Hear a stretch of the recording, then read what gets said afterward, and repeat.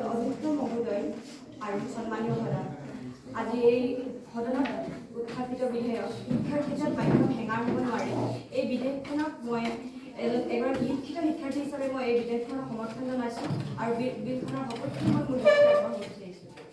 মাননীয় অধ্যক্ষ মহোদয়, শিক্ষা হৈছে এনে এক প্ৰক্ৰিয়া যি মানুহৰ জীৱনব্যাপী চলি থাকে আৰু ইয়াৰ জৰিয়তে মানুহে জ্ঞান আৰু অভিজ্ঞতা লাভ কৰি নিজৰ বিকাশ ঘটায়। সেয়ে আমি ক'ব পাৰোঁ যে শিক্ষাৰ ক্ষেত্ৰত মাধ্যম কেৱল এটা পথহে।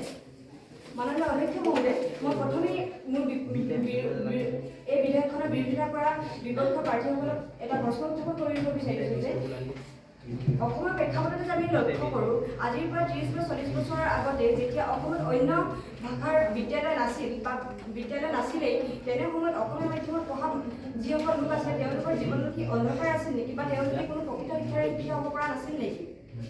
মাননীয় অধ্যক্ষ মহোদয়, মানুহক শিক্ষাৰ বাবে লাগে কেৱল একাগ্ৰতা, উৎসুকতা আৰু নিষ্ঠা। শিক্ষাৰ বাবে মাধ্যম হেঙাৰ কোনোকালে নাছিল আৰু হ'ব নোৱাৰে।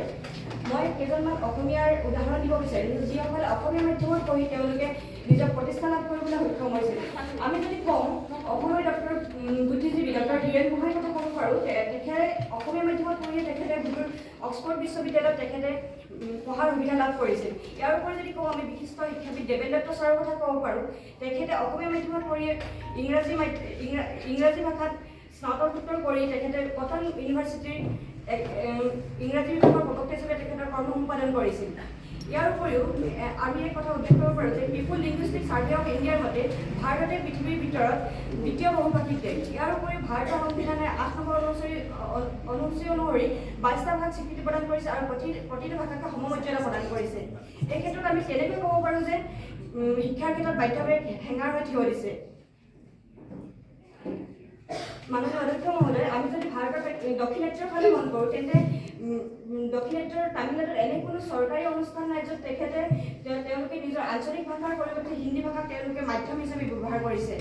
তাতে তেওঁলোকে নিজৰ আঞ্চলিক ভাষাকে নিজৰ মাধ্যম হিচাপে ব্যৱহাৰ কৰিও গোটেই ভাৰতৰ ভিতৰত দ্বিতীয় বিকশিত ৰাজ্য হিচাপে প্ৰতিষ্ঠা লাভ কৰিছে। ইয়াৰ উপৰি যিমান প্ৰযুক্তিবিদ্যা বা ডিজিটেলাইজেশ্যন হৈছে, এই সকলোবোৰ দক্ষিণাত্যত বেলেগসমূহ ঠাইতকৈ তাতে বেছিকৈ হৈছে।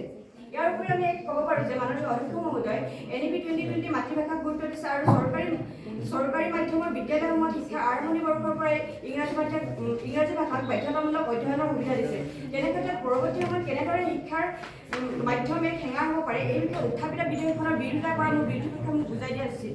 আচলতে আমাক শিক্ষাৰ বাবে মানদণ্ড লাগে, শিক্ষাৰ মানদণ্ডহে আমাক গুৰুত্ব দিয়ে, আমাক কোনো মাধ্যমৰ প্ৰয়োজন নাই।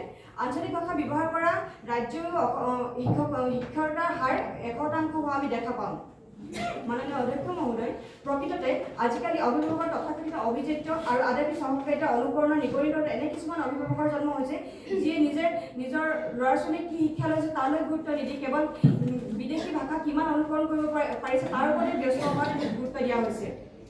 মাননীয় অধ্যক্ষ মহোদয়, আমাক বহুতো ভাষা শিক্ষাৰ প্ৰয়োজনীয়তা আছে আৰু বহুতো মাধ্যমৰ প্ৰয়োজন আছে, কিন্তু কোনো এটা ভাষাক আমি হেঙাৰ হিচাপে লৈ তাক সলনি কৰাৰ পোষকতা আমি কৰিব নোৱাৰোঁ। ইয়াৰ উপৰিও আমি যদি এটা কথা উল্লেখ কৰিব পাৰোঁ, বৰ্তমানৰ এই আধুনিকৰণৰ যুগত বা ডিজিটেলাইজেশ্যনৰ সময়ত আমি যদি কওঁ আমাক প্ৰসংগ পুথি বা তথ্যৰ অভাৱৰ বাবে আমি কোনো এক মাধ্যমৰ হেঙাৰ ৰূপে লৈছোঁ, তেন্তে সেইটো আমাৰ বাবে লজ্জাৰ কথা। ডিজিটেলাইজেশ্যনৰ এই সময়ত বা প্ৰেক্ষাপটত আমি যিকোনো তথ্য যদি বিচাৰিবলৈ হয় আমি ইণ্টাৰনেটত সহজে উপলব্ধ হয় আৰু সেই বিষয়ে আমি পাওঁ। ইয়াৰ পিছত আমি কেনেকৈ কওঁ যে শিক্ষাৰ ক্ষেত্ৰত মাধ্যমে হেঙাৰ হৈছে? আৰু শেষত মই APJ আব্দুল কালাম দেৱৰ এষাৰ বাণীৰে মই শেষ কৰিব বিচাৰিছোঁ। তেখেতে কৈছিল যে মানুহে যেনেকৈ ভাবে, যেনেকৈ চিন্তা কৰে নিজক তেনেকৈ প্ৰকাশ কৰা উচিত। গতিকে মানুহে যি মাধ্যমতে নিজক চিন্তা কৰে, যেনেকৈ নিজক প্ৰতিষ্ঠা ভাবে তেনেকৈ তেওঁক নিজক প্ৰতিষ্ঠা কৰা উচিত। গতিকে কওঁ চেষ্টাৰ অসাধ্যই কোনে, মানুহে যিয়ে মাধ্যমৰে হওক যেনেকুৱাই হওক তেওঁ যদি চেষ্টা কৰে তেওঁ নিজে প্ৰতিষ্ঠা কৰিবলৈ সক্ষম হ'ব। ধন্যবাদ।